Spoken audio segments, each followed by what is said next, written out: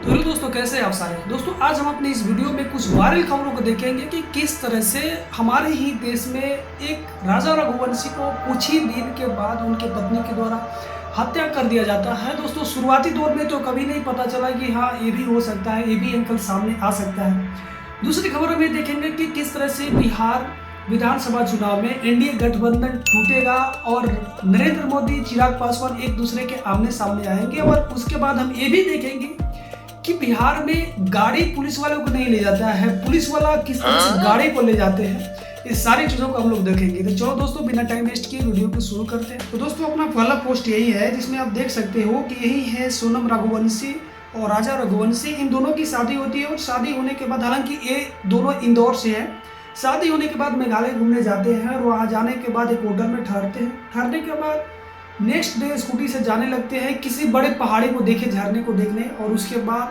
पता चलता है कि दोनों आदमी गुम हैं। कहीं इन दोनों का खबर नहीं मिलता है, पता नहीं मिलता है। और 10 दिन बाद ये राजा रघुवंशी का एक खाड़ी में पड़ा लाश मिलता है और किसी का भी नजर ही नहीं जाता है कि इसमें एंगल उसकी पत्नी का भी हो सकता है। ये सारे षड्यंत्र में ये भी गुम थी, इनका भी खोज चालू था। बिहार से लेकर मेघालय तक चारों ओर सारी चीजें जांच पड़ताल चलती रही, लेकिन अभी 10, 15, 20 दिन बाद ये पता चल रहा है कि सोनम रघुवंशी ही इस सारे षड्यंत्र में शामिल है और ये उत्तर प्रदेश में इनके 2 साथी के साथ पकड़ाई गई है। ये दोनों को गुम होने का पहले का ही पिक्चर है। यही होटल से निकल के दोनों जा रहे हैं लोग। और आप देख सकते हो कि सोनम रघुवंशी किस तरह से मोबाइल पे चैटिंग कर रही है। हो सकता है कि वो उस व्यक्ति के साथ अपना लोकेशन शेयर कर रही है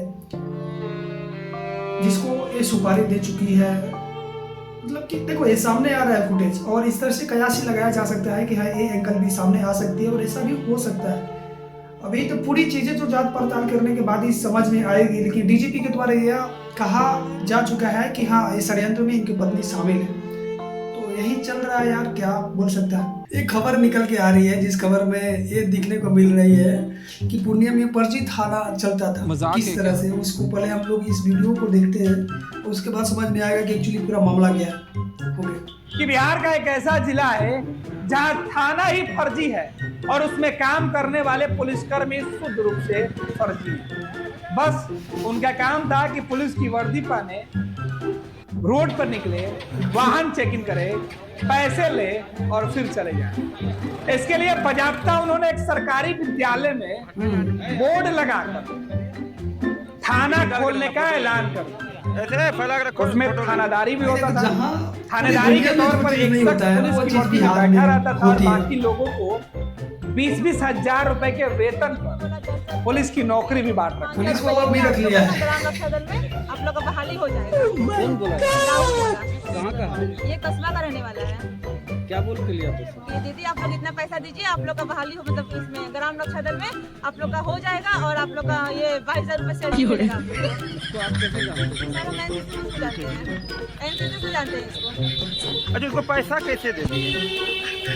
मतलब भरोसा कैसे हुआ? पैसा आप भाई बांधते थे। और आप जो अभी बता रहे थे कि वर्दी वर्दी वाला फोटो भी था उसका। हाँ, मेरे पास फोटोज भी है। कितने दिन से ये मामला चल रहा है? सर, ये मामला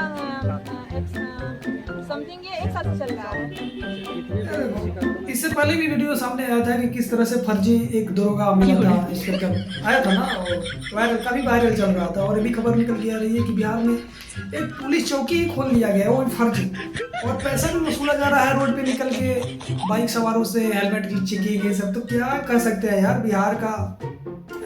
आइए ना हमारे बिहार में। ओके, तो दोस्तों ये खबर देखने के बाद ये मालूम चलता है और ये साफ हो गया है कि बिहार विधानसभा चुनाव उस तरह से नहीं होने वाला जिस तरह से सोचा जा रहा था। क्योंकि एनडीए गठबंधन के ही चिराग पासवान और नरेंद्र मोदी जी दोनों एक दूसरे के सामने आमने सामने आएंगे और एक दूसरे के विपक्ष में चुनाव प्रचार करेंगे। देखना ये होगा कि क्या होता है, क्योंकि चिराग पासवान ने साफ कर दिया है कि बिहार विधानसभा जो सीट है वो सारी सीट पे, यानी कि 243 सीटों पे ये फाइट करेंगे। और सबसे बड़ी इसमें नुकसान जो होने वाली है वो बीजेपी को ही होने वाली है, क्योंकि बिहार में बीजेपी का 80 सीट है। और जब विधानसभा चुनाव में चिराग पासवान पूरे 243 सीट पे चुनाव लड़ेंगे तो वो ही सीट होगा जिस सीट पे बीजेपी लड़ रही है, यानी कि उसका भी 80 सीट होगा।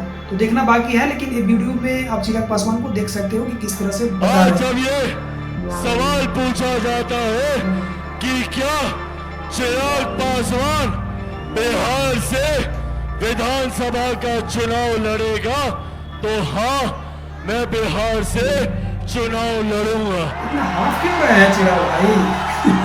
ऐसे बोलने लग रहा है कि मैं बिहार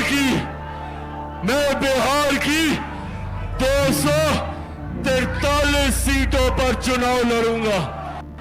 आज जब ये सवाल पूछा जाता है, बीजेपी का काफी नुकसान करने वाला जो स्टेटमेंट है, क्योंकि अगर बीजेपी का अकेले 80 सीट है, जीता हुआ 80 सीट है, अभी चुनाव लड़ना छोड़ दो, 80 सीट पे बीजेपी का सीट जीता हुआ है विधानसभा, तो फिर काफी इंटरेस्टिंग होने वाली है बिहार की जो विधानसभा चुनाव है।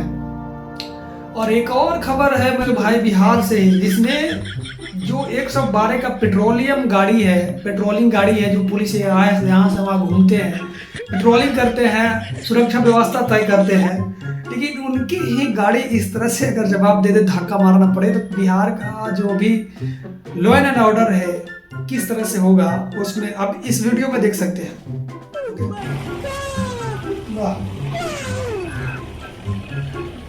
हमारे नीतीश कुमार जी का,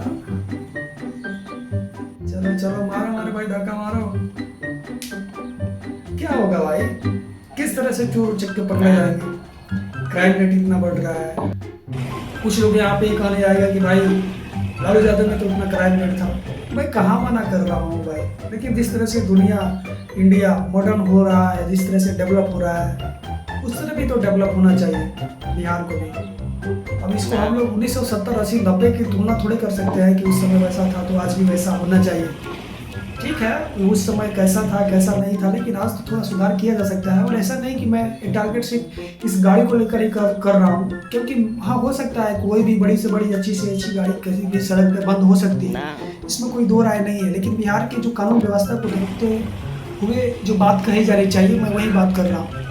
तो यही सारी चीज़ थी दोस्तों, मिलते हैं किसी नेक्स्ट वीडियो में, तब तक के लिए जय हिंद, धन्यवाद, थैंक यू।